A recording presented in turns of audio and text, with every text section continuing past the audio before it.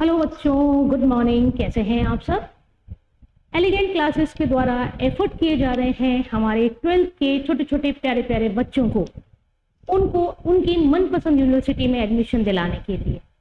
और हमेशा हम आपको समझाते हैं, हमेशा हम आपको अवेयर करते हैं कि अगर आप चाहते हैं कि 12th के बाद आपको आपकी फेवरेट यूनिवर्सिटी में एडमिशन मिले विथ योर फेवरेट कोर्स, तो you have to crack CUT 2024। Okay students, CUT 2024 एक अपॉर्चुनिटी है सारे 12th के स्टूडेंट्स के लिए कि वो उस एग्जाम को क्रैक करके इंडिया की top central university, deemed university और एक्सेट्रा जो भी यूनिवर्सिटीज हैं उनमें अपने फेवरेट कोर्स के साथ एडमिशन लेकर अपने फ्यूचर को और ब्राइट करें। CUT की जो एक्सपेक्टेड एग्जाम डेट डिक्लेयर है दैट इज 15 मई 2024 टू 30 मई 2024। 15 से 30 मई के बीच में आपका एग्जाम होगा, यानी बोर्ड की प्रिपरेशन के साथ साथ ही आपको अपनी CUT एग्जाम की प्रिपरेशन करनी होगी। मेरा नाम है अनुराधा मित्तल और मैं एलिगेंट क्लासेस की तरफ से आपके लिए लेके आ रही हूँ तैयारी आपके सब्जेक्ट पॉलिटिकल साइंस की।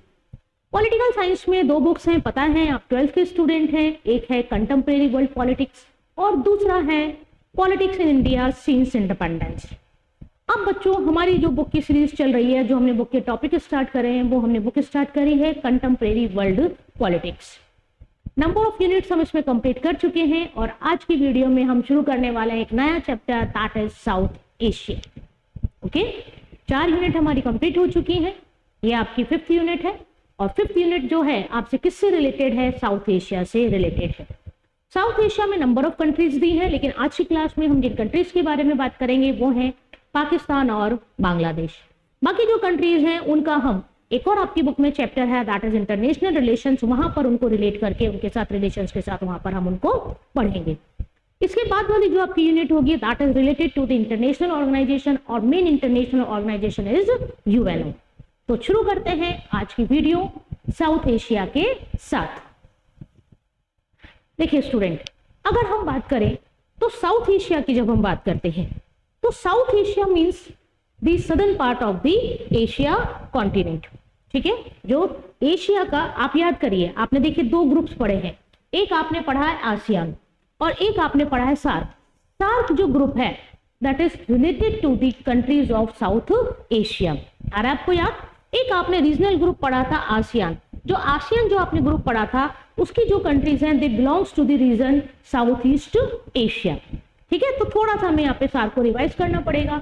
आपने देखा था सार्क के फाउंडिंग मेंबर 7 थे, अफगानिस्तान उसमें बाद में ऐड हुआ और मालदीव को यदि हम छोड़ दें तो बाकी कंट्रीज जो 7 कंट्रीज हैं वो इंडियन कॉन्टिनेंट का ही कहीं ना कहीं पार्ट है।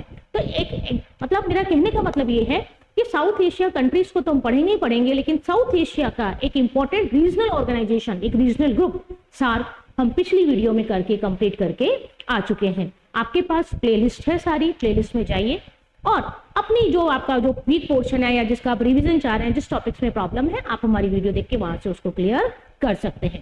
तो देखिए बच्चों, शुरू करते हैं हम साउथ एशिया के साथ। अगर हम देखिए साउथ एशिया की बात करें, आप हेडिंग देखिए, हेडिंग क्या है? South Asia in the post cold war era, यानी पोस्ट कोल्ड वॉर इरा मतलब the era of 1991, after the 1991, यानी कोल्ड वॉर के बाद का जो साउथ एशिया का इरा था उसमें साउथ एशियन कंट्रीज का क्या गवर्निंग सिस्टम रहा, किस किस तरह से वहां पर गवर्नमेंट आई, किस किस तरह की गवर्नमेंट ने वहां रूल किया और इंडिया के साथ उनके रिलेशंस किस तरह रहे। मैं आपको फिर इंटीमेट करा दूं, आपका एक अलग से चैप्टर है इंडिया के international relations with neighbouring countries and far away countries. उन चैप्टर्स में भी हम कुछ कंट्रीज को पढ़ने वाले हैं। हमारी आज की जो वीडियो है वो 2 कंट्रीज पर डिपेंडेंट है, that is Bangladesh and Pakistan. Okay, तो देखिए, लेकिन अगर हम साउथ एशिया की बात करें तो south Asia is full of diversity, यानी साउथ एशिया जो आपका एरिया है, जो एशिया का साउथ वाला एरिया है, उसमें बहुत ज्यादा डाइवर्सिटी है। Diversity in what sense? Diversity in culture, diversity in religion and important fact is diversity in the governing system. यानी साउथ एशिया का जो गवर्निंग सिस्टम है उसमें भी बहुत ज्यादा आप कह सकते हैं डाइवर्सिटी है, बहुत ज्यादा डिफरेंस है। कभी मिलिट्री रूल रहा है, कभी डेमोक्रेटिक गवर्नमेंट आ गई है, कभी रिपब्लिकन गवर्नमेंट है ना, इस तरह से चेंजेस होते हैं। कभी मोनार्की सिस्टम है कहीं पर, तो ये जो 7-8 कंट्रीज हैं इनमें अलग अलग टाइप का गवर्निंग सिस्टम है और उसी को रिलेट करके हमें इंडिया के साथ उनके रिलेशंस पढ़ने हैं।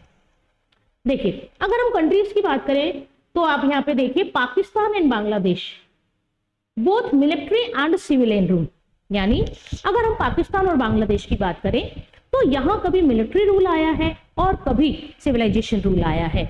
Military rule means when political power captured by the military then it is known as military rule, जिसे हम हिंदी में सैनिक शासन कहते हैं। ठीक है, यानी जब सेना के द्वारा पॉलिटिकल पावर को कैप्चर कर लिया जाए और कंट्री को गवर्न, कंट्री को रन कौन करे, आर्मी करे, तो उस तरह के सिस्टम को क्या कहा जाता है, मिलिट्री रूल कहा जाता है। आर्मी जो चीफ होता है वो बेसिकली क्या बन जाता है, for the period of time वो लीडर हो जाता है। दो कंट्रीज कौन कौन सी पढ़नी है हमें, पाकिस्तान और बांग्लादेश। उसके बाद देखिए अगर हम इंडिया और श्रीलंका की बात करें तो इंडिया और श्रीलंका ने जो मेजर डेमोक्रेसी ऑप्ट की है दैट इज डेमोक्रेसी सिस्टम, जो उन्होंने डेमोक्रेटिक गवर्नमेंट ऑप्ट करी है वो कौन कौन सी कंट्री है, that is India and Sri Lanka. Bhutan constitutional monarchy, Bhutan में 2008 से क्या है, constitutional monarchy. Constitutional monarchy means कि मोनार्क है लेकिन मोनार्क को कॉन्स्टिट्यूशन ने ही अलाउड कर रखा है कि हमारे यहाँ पर मोनार्क होगा, उसको क्या कहा जाता है, कॉन्स्टिट्यूशनल मोनार्की कहा जाता है।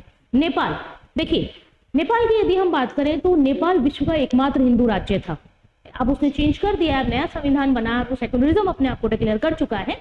लेकिन उसके नए कॉन्स्टिट्यूशन से पहले की अगर हम बात करें तो Nepal is the only single country of Hindu nation.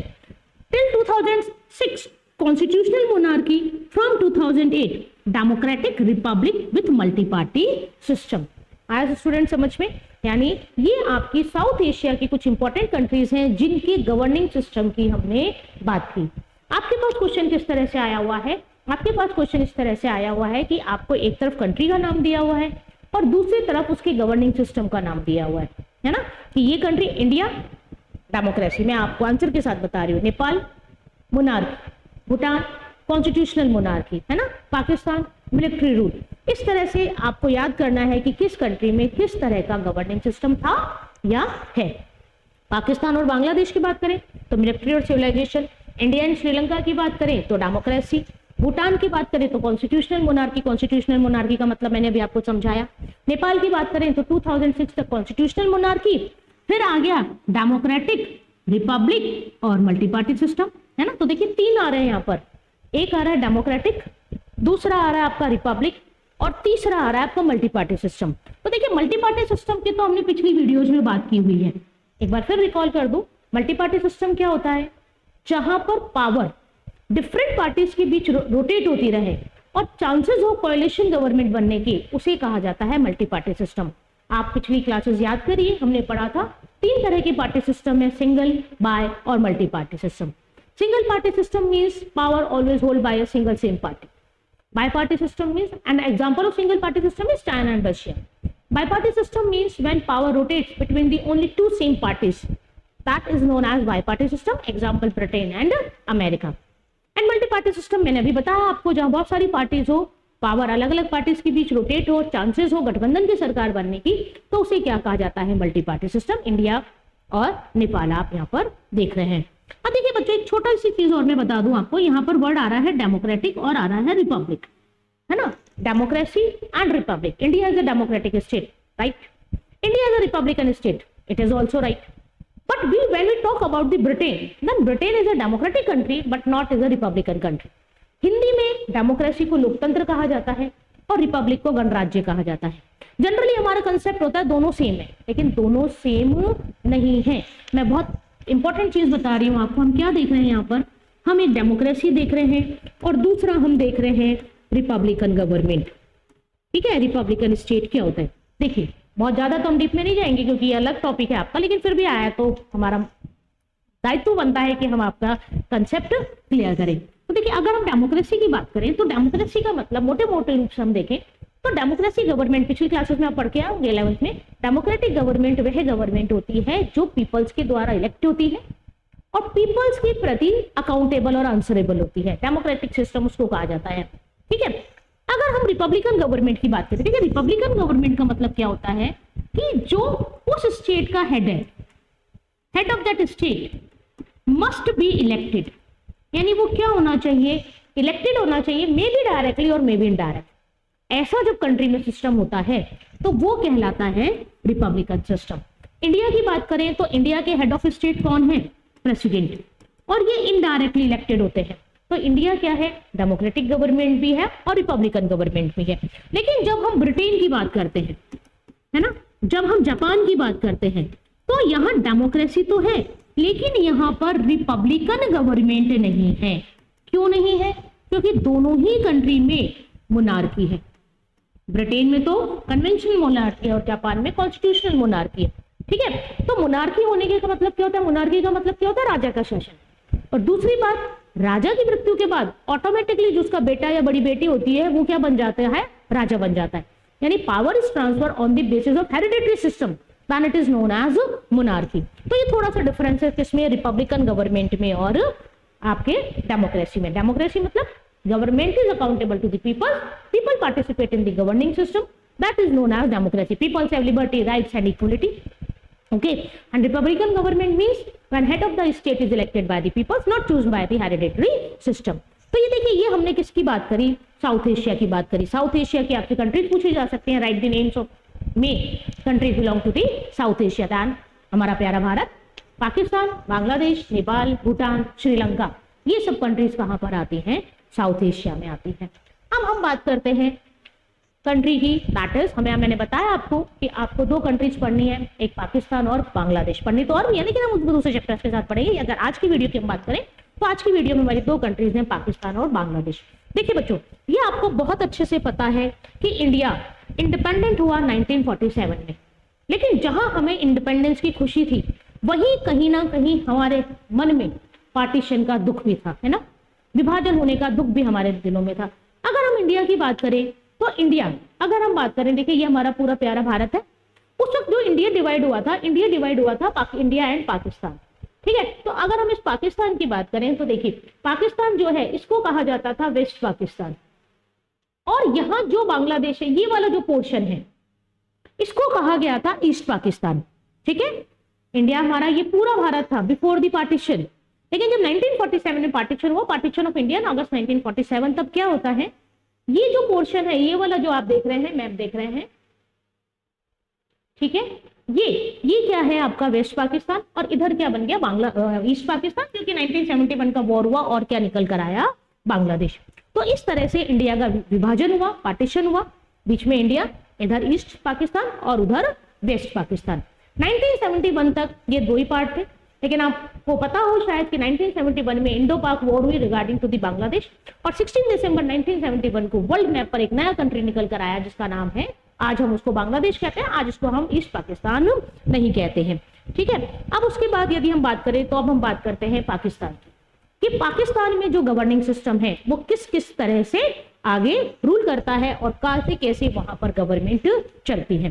बीच बीच में मैं आपको थोड़े थोड़े इंसिडेंट भी बनाऊंगी रिगार्डिंग प्रेसिडेंट और प्राइम मिनिस्टर से। इस वीडियो में हम जो पाकिस्तान पढ़ने वाले हैं उसमें हम पाकिस्तान के कुछ इंपॉर्टेंट लीडर्स को पढ़ेंगे जिन्होंने पाकिस्तान की पॉलिटिक्स में कहीं ना कहीं कोई इंपॉर्टेंट रोल प्ले किया है। तो देखिए बच्चों, यहाँ हम बात करें तो यहाँ देखिए क्या है, पार्टीशन हुआ ऑफ इंडिया का, मैंने अभी आपको बताया, partition of India in 1947 between two parts, India and Pakistan. ठीक है, East Pakistan and West Pakistan. अब देखिए क्या होता है, टू नेशंस निकल कर आ गए हमारे पास, एक इंडिया एंड पाकिस्तान। पाकिस्तान क्या था, East Pakistan and West Pakistan. उसके बाद यदि हम बात करें, अब हम पॉलिटिकल सक्सेशन की बात करें, under the 1956 constitution, the first constitution of the Islamic Republic of Pakistan. देखिए, इस्लामिक रिपब्लिक ऑफ पाकिस्तान यानी पाकिस्तान ने अपने आप को सेकुलर कंट्री डिक्लेयर नहीं करा, उसने क्लियर कट कहा Pakistan is a Islamic country. The president replaced the monarch as ceremonial head of the state. The president was elected by the electoral college for a 5-year term. India की तरह ही पाकिस्तान ने भी parliamentary government system opt किया, जो हमारे monarchy चली आ रही थी उसको खत्म किया। ब्रिटिश के अंडर रूल था, ब्रिटिश में मोनार्की सिस्टम थी, तो मोनार्की को हमने खत्म किया और मोनार्की जगह हम कौन सी पोस्ट लेकर आए, प्रेसिडेंट। और इंडिया कैसे कंट्री और पाकिस्तान कैसे कंट्री हो गया, रिपब्लिक कंट्री हो गया। उसके बाद देखिए क्या होता है, अब हमें यहाँ पे पॉलिटिकल सक्सेशन पढ़ना है, एक एक लीडर को हम पढ़ेंगे। सबसे पहले लीडर है जनरल अयूब खान। ठीक है, अब आपके दिमाग में आ रहा होगा what about the 1947 to 1956। 1947 to 1956 Pakistan में बहुत सारे प्राइम मिनिस्टर और प्रेसिडेंट चेंज होते रहे, कभी कोई कभी कोई कभी कोई। कहा जाता है कि 5 सालों में 6-7 वहां पर प्राइम मिनिस्टर बदल चुके थे, है ना। तो मैंने आपको पहले इंटीमेट किया कि इस वीडियो में हम इंपॉर्टेंट लीडर्स को पढ़ रहे हैं जिनसे संभावना होती है कि आपके क्वेश्चंस वहां से बनेंगे। इट इज नॉट पॉसिबल कि हम 1947 से लेकर 2023 के सारे प्राइम मिनिस्टर और सारे प्रेसिडेंट पाकिस्तान के पढ़ लें, है ना। तो याद करना आपके लिए बहुत मुश्किल हो जाएगा और पता चला हमने इतनी सारी रामायण पढ़ ली, क्वेश्चन तो आए नहीं। तो हमारा ध्यान उन क्वेश्चंस पर रहता है, उन टॉपिक्स पर रहता है जहां से आपके क्वेश्चंस आने की संभावना हो, और आसान भाषा में हम चीजों को आपको समझा दें ताकि आपको लर्न भी हो जाए, समझ में भी आ जाए, और जब आप वहां पेपर अटेम्प्ट करें तो आपको ये भी लगे कि हाँ ये हमने पढ़ा हुआ है, इसमें से पेपर आया है। तो देखिए, general Ayub Khan, general Ayub Khan took over the administrative country under the military rule. अब ये आपको ध्यान रखना कि जब जनरल अय्यूब खान आया, दैट इज द जनरल, और उन्होंने कैसा रूल स्टैब्लिश करा, मिलिट्री रूल स्टैब्लिश करते हैं पाकिस्तान में। 27 अक्टूबर 1958 to 8 June 1962 and soon got himself elected from PML till 25 March 1969। यानी पाकिस्तान में जब मिलिट्री रूल था, किसने स्टैब्लिश किया? जनरल अय्यूब खान। कब से कब तक रहा उनका? 1958 to 1969 तक। वो मतलब आप कह सकते हैं इस पीरियड में पाकिस्तान में मिलिट्री रूल स्टैब्लिश था under the leadership of general Ayub Khan. देखिए जनरल लगा हुआ है ना, और आपको पता है जनरल किसके आगे लगता है? मिलिट्री लीडर के आगे लगता है। तो इसलिए आपको आइडिया लग जाना चाहिए कि पाकिस्तान में कैसा रूल था, मिलिट्री रूल था। इनकी पॉलिटिकल पार्टी का नाम क्या है? इनकी पॉलिटिकल पार्टी का नाम है PML, है ना, पाकिस्तान मुस्लिम लीग। ठीक है, और कब तक रहा इनका? 25 मार्च 1969 तक। जनरल अय्यूब खान की पीरियड में जो मेन इंसिडेंट हुआ इंडिया के साथ, कहीं ना कहीं मैं कोशिश कर रही हूँ आपको थोड़ा थोड़ा रिलेशंस भी बता दूं, वैसे डीप में हम पढ़ेंगे। 1965 का इंडो पाक वॉर। अब देखिए 1965 के इंडो पाक वॉर की बात करें हम, तो ये बेसिकली कहा जाता है कच्छ के रण को लेकर हुआ था। गुजरात में एक एरिया है कच्छ का रण, उसको लेकर अटैक किया गया था पाकिस्तान की तरफ से, जिसका भारत ने बहुत ही सक्सेसफुली जवाब दिया और पाकिस्तानी सेनाओं को अपने खेमे में वापस लौटना पड़ा था। इस वॉर की बात करें तो इस वॉर के टाइम 1965 की बात है, पंडित जवाहरलाल नेहरू की मृत्यु हो गई थी, है ना। मई 1964 में पंडित जवाहरलाल नेहरू की डेथ हो गई थी, ही वाज पास्ड अवे। और उनकी डेथ के बाद जो कांग्रेस पार्टी थी उसने सहमति से निर्णय लिया कि Lal Bahadur Shastri becomes the prime minister of India.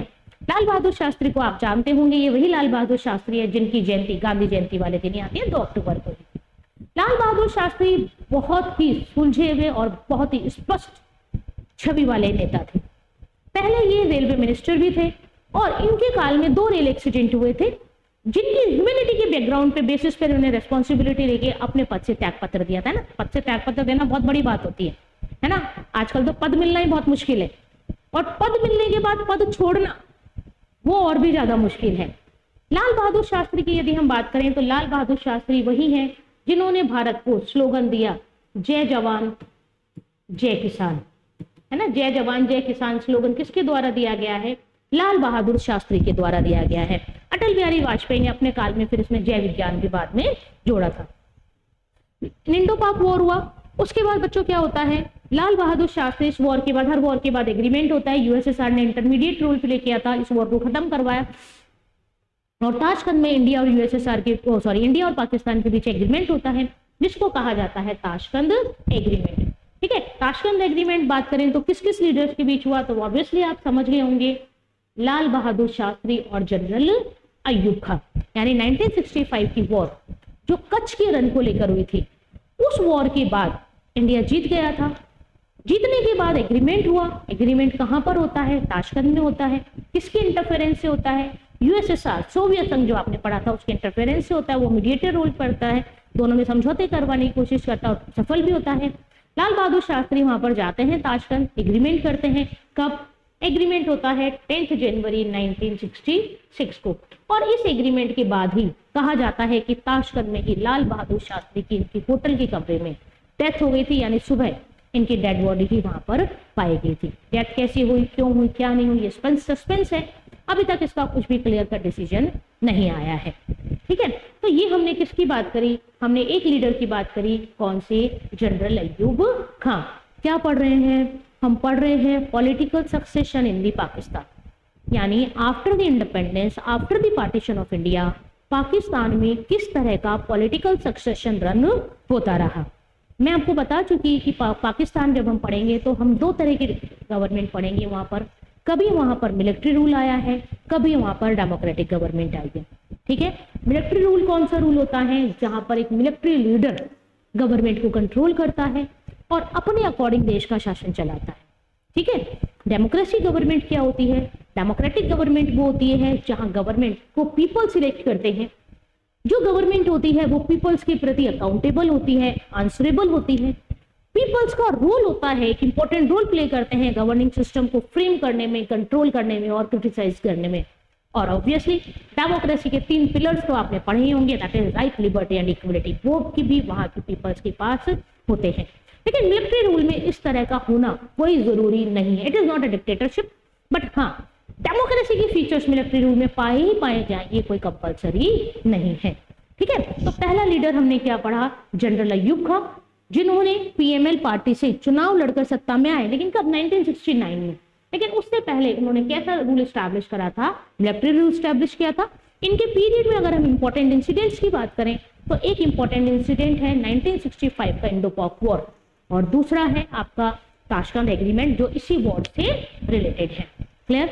आगे स्टूडेंट यहां तक समझ में? तो ये एक लीडर हुए कौन से? जनरल अय्यूब खां। इसके बाद यदि हम बात करें तो देखिए आप स्क्रीन पे देख रहे हैं, दूसरा नाम आ रहा है Yahya Khan. It is also military rule, it is also general military rule from 25 March 1969 to 20 December 1971। यानी पहला मिलिट्री रूल यदि हम देखें तो देखिए 1958 से 1969। ठीक है, बीच में इन्होंने कोशिश करी लेकिन वापस बने। उसके बाद देखिए यहाँ कौन? जनरल अय्यूब खां। फिर कौन आए? याहा खां। और ये इन्होंने कब से कब तक मिलिट्री रूल रखा? 1961 टू 1971। अब देखिए इसको देख के आपको कुछ याद आ रहा होगा, है ना? दिसंबर 1971। और अगर हम मंथ और ईयर भी ना देखें तो जब जब हमें 1971 ईयर सुनाई देता है तो बिल्कुल एक वॉर याद आती है, that is Indo Pak war, है ना? भारत और पाकिस्तान का युद्ध। कौन सा? 1965 का। ठीक है, और उसके बाद 1971 का। यदि अगर हम इंडिया और पाकिस्तान के बीच डिक्लेयर्ड वॉर की बात करें, चुटपुट तो आपको पता है हमेशा ही चलती रहती है।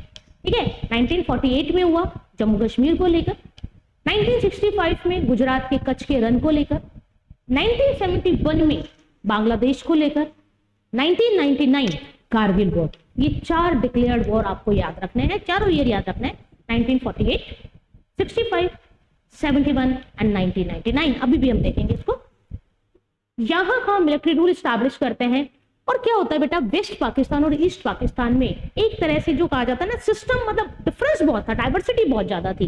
कैसी थी डाइवर्सिटी? कि जो ईस्ट पाकिस्तान था वहां जो मेजोरिटी थी वो बंगाली बोलने वालों की थी, है ना? बांग्लादेश से, मतलब जो हमारा पश्चिमी बंगाल है, पहले आपको पता है कि जो हमारा बंगाल प्रांत था, बिहार प्रांत था, बहुत बड़ा था, तो उससे अलग होके बना। तो वहां जो मेजर पॉपुलेशन थी वो उर्दू नहीं बोलती थी, बंगाली बोलती थी, और कहीं ना कहीं उनका अटैचमेंट इंडिया के साथ ज्यादा था। तो इन चीजों में क्या हुआ था कि ईस्ट पाकिस्तान और वेस्ट पाकिस्तान में कॉन्फ्लिक्ट चलते चलते रहते थे। डिटेल में हम पढ़ेंगे, लेकिन थोड़ा सा बता दूं, 1971 में जब इलेक्शन होते हैं तो शेख मुजीब की लीडरशिप में किया जाता है, और वहां की आवाम जो होती है आपके ईस्ट पाकिस्तान की, बांग्लादेश की, वो एक रिवोल्ट शुरू कर देती है अगेंस्ट वेस्ट पाकिस्तान। तो उस रिवोल्ट को दबाने में कहीं ना कहीं मेजर रोल कौन प्ले करते हैं? याहा खां। 1971 इंडो पाक वॉर होता है।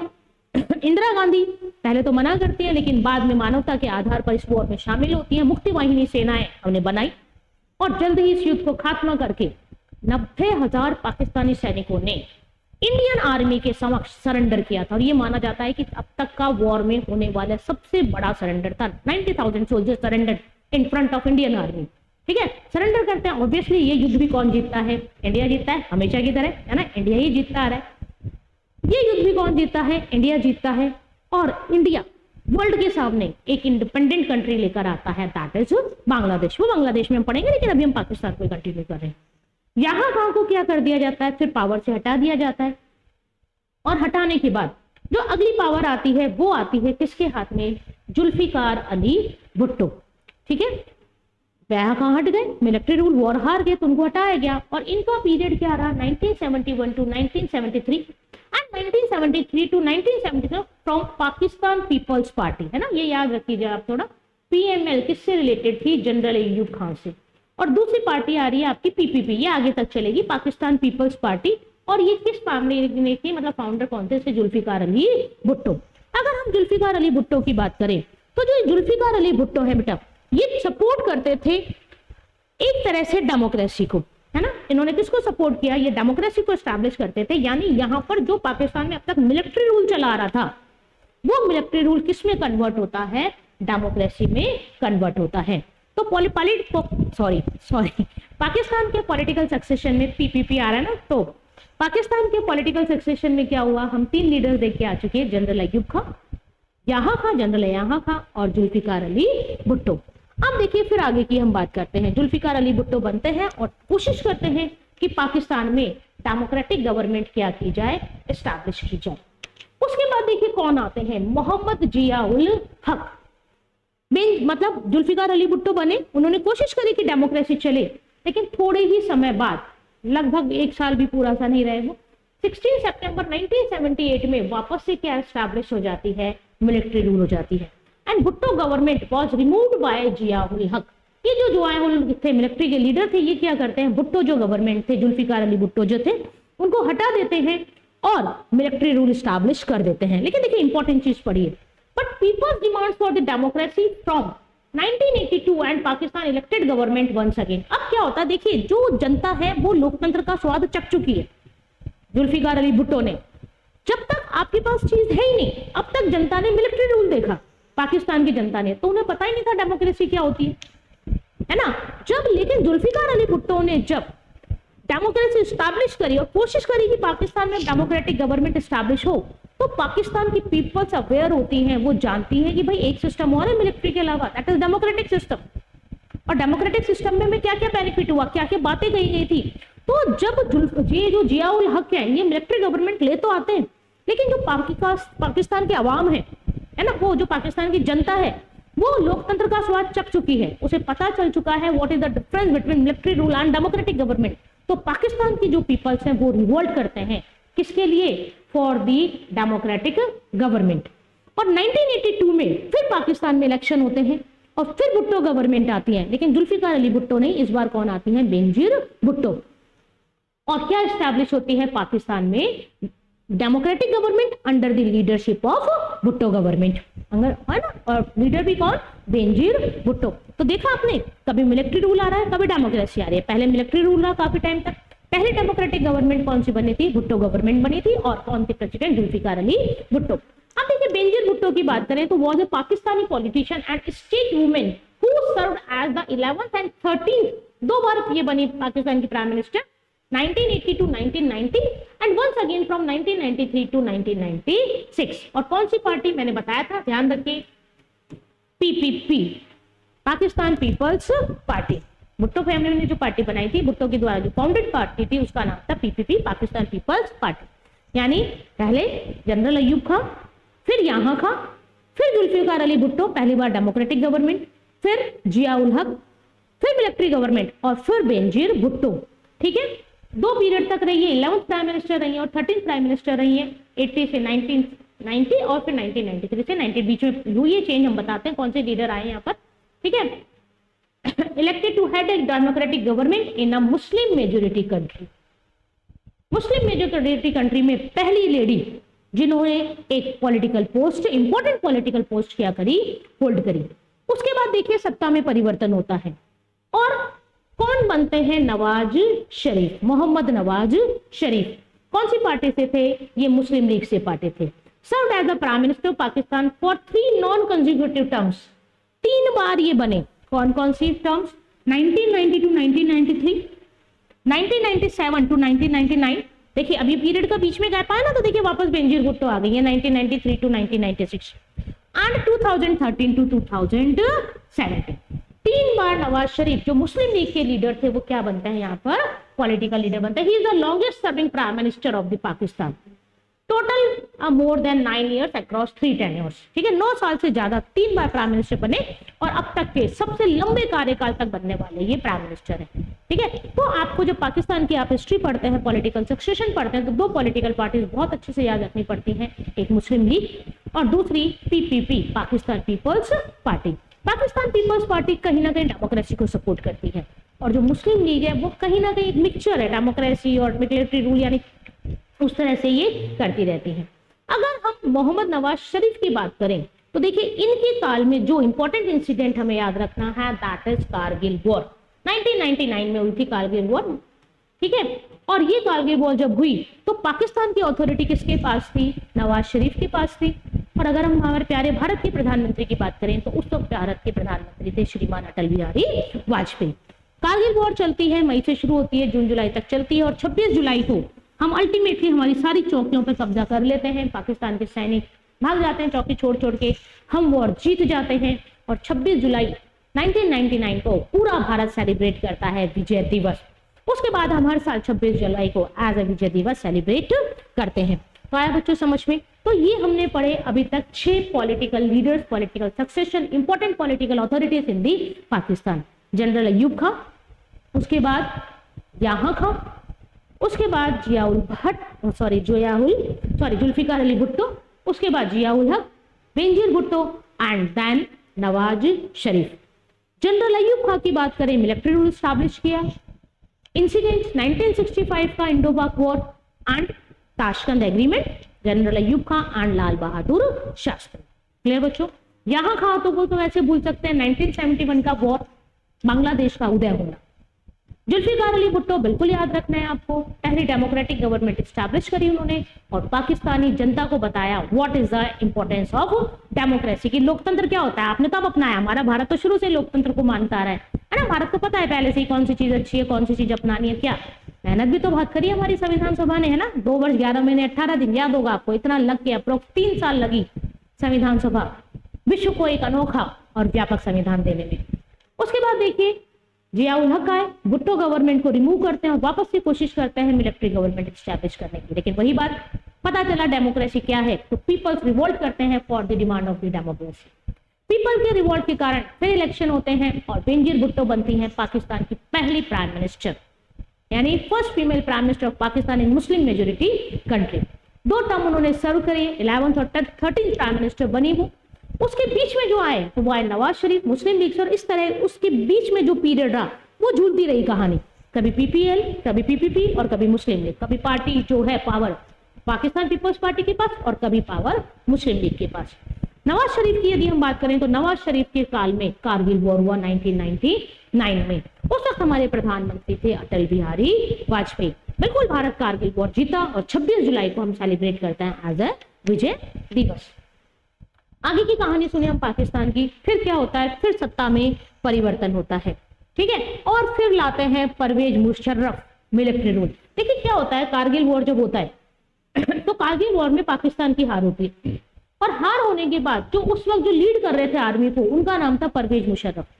हारने के बाद परवेज मुशर्रफ क्या करते हैं, अपना वापस पाकिस्तान का इतिहास दोहराने की कोशिश करते हैं और वो पाकिस्तान मिलिटेंट ऑफिसर थे who took power in a coup in 1999 overthrew the democratically elected government in Pakistan। यानी जो डेमोक्रेटिक इलेक्टेड गवर्नमेंट थी, नवाज शरीफ भी इलेक्टेड थे, बेनजीर भुट्टो भी इलेक्टेड थी, उसको हटा देते हैं और वापस से क्या स्टैब्लिश करते हैं, पाकिस्तान में मिलिट्री रूल स्टैब्लिश करते हैं और अपने आप को डिक्लेयर कर देते हैं chief executive of the nation. And he served as the president of Pakistan from 2001 to 2008, यानी 2001 से लेकर 2008 तक वापस से पाकिस्तान में क्या आ गया, मिलिट्री रूल आ गया। किसकी लीडरशिप में, अंडर कौन रूल कर रहा था, कौन था वहां का लीडर उस वक्त थे परवेज मुशर्रफ। आगे देखिए क्या होता है, उसके बाद बनते हैं आसिफ अली जरदारी, है ना, ये बेनजीर भुट्टो के स्पाउस है, हस्बैंड है। President of Pakistan from 2008 to 2013, leader of Pakistan peoples Party, है ना, देखिए पाकिस्तान पीपल्स पार्टी से आपको याद रखना है। फिर देखिए क्या होता है 2013 टू 2017, अभी मैंने आपको बताया वापस से कौन आ जाते हैं, नवाज शरीफ आ जाते हैं ना। पहले बेनजीर भुट्टो, फिर नवाज शरीफ, परवेज मुशर्रफ, फिर आसिफ अली जरदारी और फिर आपका कौन आएंगे, वापस से नवाज शरीफ। इस तरह से पावर रोटेट होती रही है किसमें, पाकिस्तान में, ठीक है। कभी मिलिट्री रूल, कभी पाकिस्तान पीपल्स पार्टी का रूल और कभी मुस्लिम लीग का रूल, ठीक है। इस तरह से पार्टीज क्या होती रही हैं, रोटेट वहां पर होती रही हैं। उसके बाद यदि हम बात करें तो इस तरह से परवेज मुशर्रफ ने मिलिट्री रूल स्टैब्लिश किया और काफी लंबे समय तक रही है। देखिए 7 साल तक 2001 से लेकर 2008 तक पाकिस्तान में क्या रहा, मिलिट्री रूल रहा। उसके बाद आसिफ अली जरदारी बनते हैं। उसके बाद देखिए 2017 के बाद फिर इलेक्शन हुए और इमरान अहमद खान नियाजी, इमरान खान जिनको आप बोलते हैं, वो क्या बनते हैं, पाकिस्तान के 22nd प्राइम मिनिस्टर बनते हैं ना। आप जानते होंगे इमरान खान पाकिस्तान के क्रिकेट प्लेयर हैं, ये इमरान खान है ना। पाकिस्तान ने सोचा बहुत सारे में एक्सपेरिमेंट करते हैं, एक और एक्सपेरिमेंट करके देखते हैं, और इमरान खान को क्या बनाया जाता है, वहां का प्राइम मिनिस्टर बनाया जाता है। ठीक है, और ये कब तक रहे, 2018 टू 2022 तक टेन्योर पूरा करने वाले थे। लेकिन क्या होता है, he is the founder and chairperson of political party Tehreek Insaf. एक और आ गई पॉलिटिकल पार्टी, कौन कौन सी पढ़ी है आपने, शुरू में आपने पढ़ी थी पाकिस्तान मुस्लिम लीग या मुस्लिम लीग कह सकते हैं, फिर आपने पढ़ ली PPL, Pakistan peoples party, PPP sorry, और फिर आ गई आपकी तहरीक इंसाफ। और ये पार्टी किसने बनाई थी, इमरान खान ने बनाई थी। उसके बाद यदि हम बात करें, देखिए इमरान खान की बात, खास बात यह है कि इमरान खान को उनकी पोस्ट से एक पार्लियामेंट्री एक्शन के द्वारा हटाया गया। उस पार्लियामेंट्री एक्शन का नाम है नो कॉन्फिडेंस मोशन। ये आपने 11th में पढ़ा होगा, है ना। मैंने आपको स्टार्टिंग में बताया था कि पाकिस्तान ने पार्लियामेंट्री गवर्नमेंट सिस्टम ऑप्ट किया था। और parliamentary government system is a fusion of the powers. It means executive should be responsible to the legislature. तो उसी रेस्पॉन्सिबिलिटी, उसी अकाउंटेबिलिटी के कारण वहां की जो पार्लियामेंट है वो नो कॉन्फिडेंस मोशन लाती है अगेंस्ट इमरान खान। वो नो कॉन्फिडेंस मोशन अप्रूव होता है और इमरान खान को अपनी पोस्ट छोड़नी पड़ती है।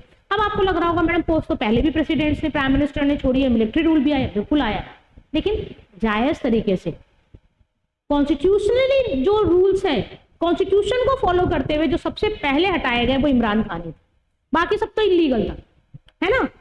कॉन्स्टिट्यूशन के अकॉर्डिंग नहीं चल रहा, सब अपनी मर्जी से चल रहे हैं, लेकिन according to constitution no confidence motion के द्वारा जो हटाया गया वो कौन थे, इमरान खान। ठीक है, ये हमने सारी हिस्ट्री पढ़ी। और करंट की यदि हम बात करें तो करंट में ध्यान रखना है आपको कि अगर हम बात करें तो अगर अब पाकिस्तान में 2 लीडर्स हैं, एक है मिस्टर अनवर उल हक और दूसरा है mister Arif Alvi, president and prime minister. तो देखिए बच्चों, ये था आपका पूरा पॉलिटिकल सक्सेशन ऑफ पाकिस्तान। अब इतना पढ़ लिया, अब आपको लग रहा होगा मैडम क्वेश्चंस कैसे आएंगे। तो वैसे हम क्वेश्चंस की सीरीज अलग से लेके आएंगे आपके लिए, बिल्कुल क्वेश्चंस भी हम आपसे तैयार करवाएंगे। लेकिन अगर इसमें से हम क्वेश्चन देखें तो बेटा क्वेश्चंस जो मेरे को लगता है कि 4-5 तरह के इंपॉर्टेंट क्वेश्चंस बन सकते हैं। एक तो आपसे बन सकते हैं पॉलिटिकल पार्टीज के, कि पाकिस्तान में कौन सी main political parties important role play करती है। एक आपसे पूछा जा सकता है कि पाकिस्तान में मिलिट्री रूल और डेमोक्रेटिक रूल। तो जैसे मैंने आपको बताया, आप वीडियो देखिए, पेपर पेन लेके बैठिए और बनाइए किस पीरियड में वहां डेमोक्रेटिक गवर्नमेंट रही और किस पीरियड में वहां पर प्रेसिडेंशियल गवर्नमेंट रही, है ना। आप इस तरह से एक फ्लो चार्ट बना सकते हैं। पाकिस्तान और 2 तरह की गवर्नमेंट आपने देखी है पाकिस्तान में।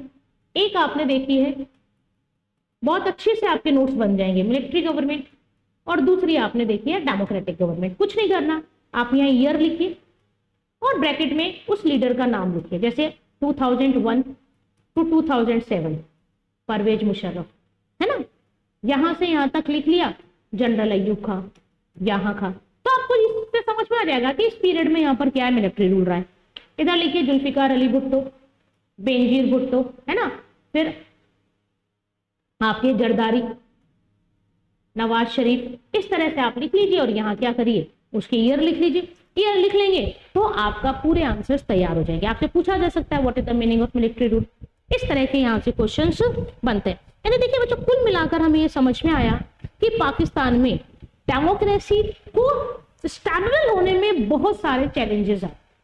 तो वो हमें यहाँ पे देखना है कि ऐसे क्या कारण थे कि पाकिस्तान में जो डेमोक्रेसी थी वो सक्सेस नहीं हो पाई, बार बार उसके सामने चैलेंजेस आते रहे। तो देखिए उन चैलेंजेस को हम पढ़ते हैं कि क्या प्रॉब्लम थी। एक क्वेश्चन ये भी बनता है आपसे, what are the reason behind the failure of democracy in the Pakistan and what are the challenges in the establishment of democracy in the Pakistan. तो देखिए 3 पॉइंट मैंने इंपॉर्टेंट लिखे जो आपको याद रखना है। Dominance of military, category and land bonding aristocracy and these group supports by the military rule. यानी पार्टी में जो पाकिस्तान था, वहां की पार्टीज में, वहां की पॉलिटिकल पार्टीज में या पॉलिटिकल रूलिंग सिस्टम में मिलिट्री और जो एलिगरेसी क्लास होती है, मतलब एक जो समाज का बड़ा वर्ग होता है, रुतबा जिसमें होता है, जिसके पास पैसा होता है, पावर होती है, वो वहां पर रूल करना चाहता था। कॉमन पीपल्स नहीं, जो एलिगरेसी मतलब जो एक एलाइट पीपल जिनको हम कहते हैं। और इनको सपोर्ट कौन करता था? मिलिट्री। दूसरा, Pakistan conflict with India made India military group. देखिए पाकिस्तान की जो गवर्नमेंट है या जो पाकिस्तान की जो मिलिट्री है, उनको ये लगता है कि अगर पाकिस्तान में डेमोक्रेटिक गवर्नमेंट आ गई तो वो कहीं ना कहीं भारत से बहुत अच्छे रिलेशन बनाने की कोशिश करेगी, है ना। जब विचार मिलते हैं तो रिश्ते भी बनते हैं। तो वो लगता है कि वहां की मिलिट्री चाहती नहीं है कि भारत और पाकिस्तान के बीच में बहुत अच्छे रिलेशंस मेंटेन हो।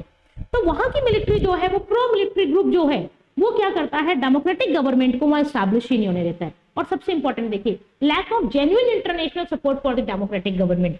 यानी पाकिस्तान में अगर डेमोक्रेटिक गवर्नमेंट स्टैब्लिश भी होने की कोशिश करती है, तो जो बाकी कंट्रीज हैं वो क्या करती हैं? उतना उसको सपोर्ट नहीं करती हैं, उतनी उसकी हेल्प नहीं करती हैं कि वहां पर क्या हो, डेमोक्रेटिक गवर्नमेंट स्टैब्लिश हो पाए। आया बच्चों समझ में? तो ये हमारा एक कंट्री था साउथ एशिया का, पड़ोसी हमारा, है ना, उसका क्या नाम है? पाकिस्तान। पूरा हमने पढ़ा, मैंने आपको ये भी बताया पाकिस्तान कैसे इमर्ज हुआ, ये देखा किन किन टुकड़ों में इमर्ज हुआ, क्या क्या सक्सेशन रहा, मिलिट्री गवर्नमेंट रही, डेमोक्रेटिक गवर्नमेंट रही, और क्या रीजन है कि वहां पर डेमोक्रेटिक गवर्नमेंट एस्टैब्लिश नहीं हो पाई। ठीक है, तो one country is complete, that is Pakistan. अब हम बात करते हैं एक और कंट्री की, दैट इज बांग्लादेश। बिल्कुल, बांग्लादेश हमारी हेल्प से विश्व के नक्शे पर आया है, और ये कहने में हमें बहुत फक्र होता है। वैसे तो हम भारतीय हैं, इंडियन कहने में हमें एक अजीब सी फीलिंग आती है ना। और इस वक्त इंडिया जो वर्ल्ड कप में कमाल कर रही है ना। आज जब मैं वीडियो शूट कर रही हूँ, कल शाम को इंडिया और श्रीलंका का मैच हुआ है और पूरी टीम 50 रन पर भारतीय बल्लेबाजों और बॉलर्स ने समेट दी। तो we feel very very proud as a Indian. और क्रिकेट में ही ऐसा नहीं है कि हम प्राउड करते हैं, हम हर जगह प्राउड करते हैं इंडिया के लिए। इंडिया के जो आइडियल्स हैं, इंडिया की जो फिलॉसफी है, इंडिया जो भाईचारे का, वसुधैव कुटुंबकम का स्लोगन लेकर चलता है, विश्व को साथ लेकर चलना चाहता है, अपने प्रिंसिपल्स को फॉलो करता है, डिक्टेटरशिप बिल्कुल नहीं है। हाँ, डोमिनेंस हम रखते हैं, डोमिनेंस रखनी भी चाहिए, है ना। हम चाहते हैं कि इंटरनेशनल पॉलिटिक्स में हम इंपॉर्टेंट रोल प्ले करें और अपने आप को जो हम प्रूव कर रहे हैं, तो डेफिनेटली जय हो भारत, है ना। देखिए, दूसरी बात करें हम बांग्लादेश की। देखिए, बांग्लादेश की हम बात करें तो मैं आपको बता के आ चुकी हूँ पिछली वीडियो में कि Bangladesh before 1971 it is a part of Pakistan and it is known as East Pakistan. Bangladesh आप देखिए तो बांग्लादेश इंडिया के, आप कह सकते हैं इंडिया के बीच में, ईस्ट इंडिया और बीच में ही क्या है, एक कंट्री है जिसको क्या कहा जाता है? बांग्लादेश कहा जाता है। अब हमने जैसे पाकिस्तान पढ़ा, वैसे ही हमें क्या पढ़ना है? बांग्लादेश का पॉलिटिकल सक्सेशन भी पढ़ना है। लेकिन ये बात है कि जब हम बांग्लादेश की बात करते हैं तो बांग्लादेश और भारत के रिलेशंस अच्छे ही रहे हैं, और आप समझ भी सकते हैं अच्छे ही रहेंगे। क्यों? क्योंकि बांग्लादेश को इमर्ज करने में, वेस्ट पाकिस्तान के टॉर्चर से फ्री करने में इंडियन गवर्नमेंट ने, प्राइम मिनिस्टर इंदिरा गांधी ने बहुत इंपॉर्टेंट रोल प्ले करवाया था। और सेना जो बनाई थी उसको कहा जाता है मुक्ति वाहिनी सेना। देखिए, अगर हम बांग्लादेश का इंट्रोडक्शन देखें तो आप देख रहे हैं डेमोक्रेसी इन बांग्लादेश। देखिए, अब आप सोचिए, बांग्लादेश में मिलिट्री रूल नहीं आएगा, मिलिट्री रूल से तो वो इंडिपेंडेंट हुआ। तो बांग्लादेश शुरू से ही किस गवर्नमेंट को सपोर्ट करता है? डेमोक्रेटिक गवर्नमेंट को सपोर्ट करता है। Bangladesh was a part of Pakistan from 1947 to 1971। 1947 से लेकर 1971 तक बांग्लादेश किसका पार्ट था? पाकिस्तान का पार्ट था, जिसे क्या कहा जाता है? East Pakistan. Indo Pak war was creation of independent nation Bangladesh. अभी मैंने आपको बताया 1971 में भारत और पाकिस्तान के बीच युद्ध होता है, और इस युद्ध का परिणाम बांग्लादेश एक नए देश के रूप में विश्व के नक्शे पर उभर कर आता है। बताया भी मैंने आपको, वॉर चला, दिसंबर में चला, मुक्ति वाहिनी सेनाओं ने बांग्लादेश की हेल्प करी। कल्चरल डिफरेंस थे, उर्दू लैंग्वेज वो चाहता था फॉलो करे, बंगाली से था अटैचमेंट ज्यादा था, आप इथनिक डिफरेंस थे, कल्चरल डिफरेंस थे, इंडिया के साथ अटैचमेंट था, मिलिट्री रूल को सपोर्ट नहीं करते थे, डेमोक्रेटिक गवर्नमेंट को सपोर्ट करते थे। और जब इलेक्शंस आए, जो रिजल्ट इलेक्शन हुए 1971 में, जो इसके इलेक्शंस आए तो ईस्ट पाकिस्तान के फेवर में और वेस्ट पाकिस्तान के अपोज में आए, तो क्या किया जाए? तो वही था कि सप्रेस किया जाए, दबाया जाए। दबाया गया तो इन्होंने इंडिया से हेल्प मांगी, इंडिया ने हेल्प करी, और result Indo Pak war, and ultimate result India win the war. 1971 में इंडो पाक वॉर हुआ, और इसका रिजल्ट क्या होता है? Creation of independent nation that is Bangladesh. Bangladesh के रूप में भारत ने मान्यता दे दी, और ये माना कि बांग्लादेश एक इंडिपेंडेंट नेशन है, भारत की कोई भी अथॉरिटी, भारत का कोई भी डोमिनेंस हम बांग्लादेश को एस्टैब्लिश नहीं करेंगे। Bangladesh draft is constitution and देखिए important, it declares faith in secularism, democracy and socialism.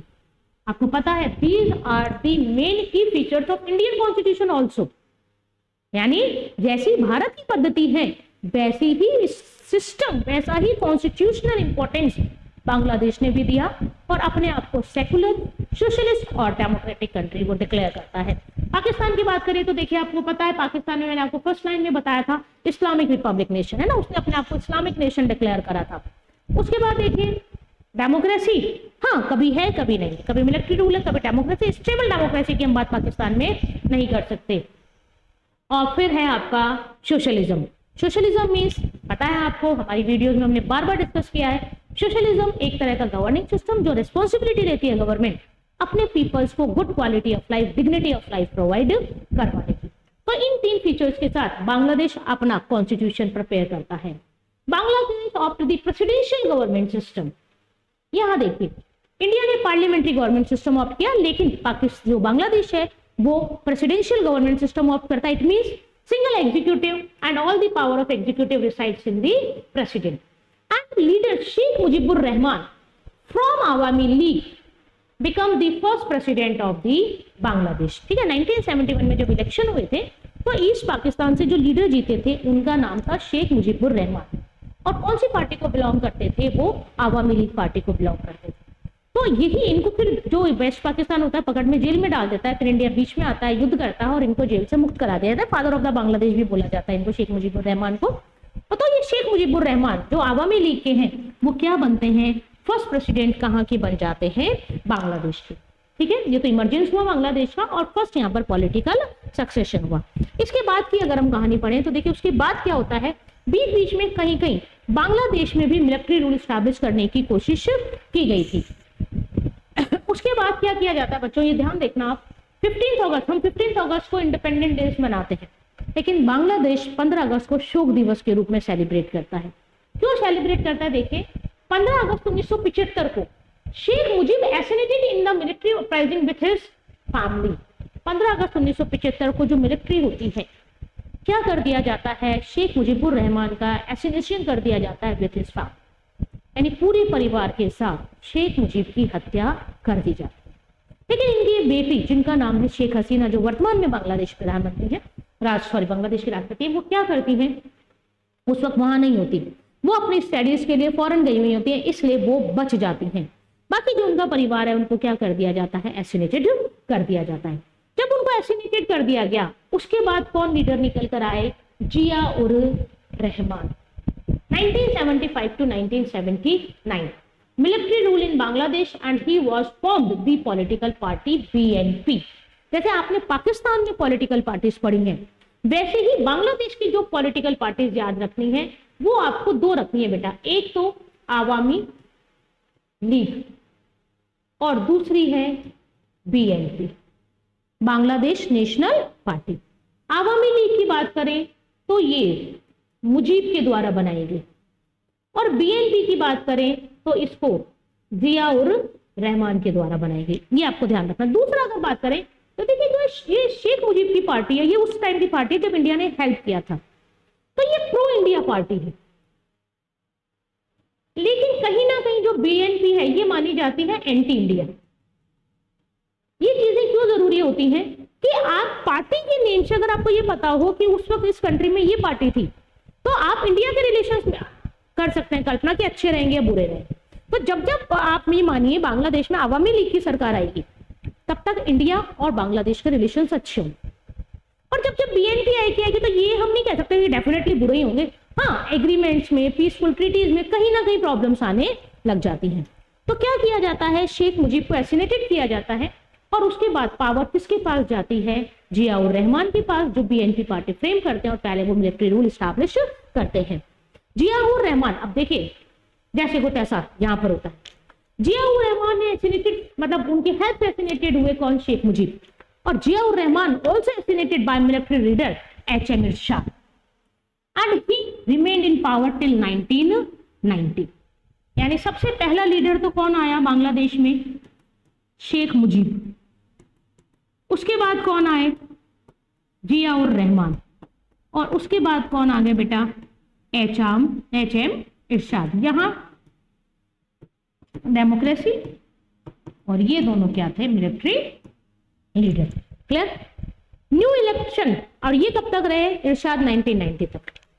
1919 में बांग्लादेश में नए इलेक्शन होते हैं एंड सीज the representative democracy based on multi party system has been working in Bangladesh. यानी उसके बाद से अगर आज हम बात करें तो बांग्लादेश में डेमोक्रेटिक सिस्टम क्या कर रहा है, वहां पर वर्क कर रहा है। इसके बाद की कहानी सुनिए।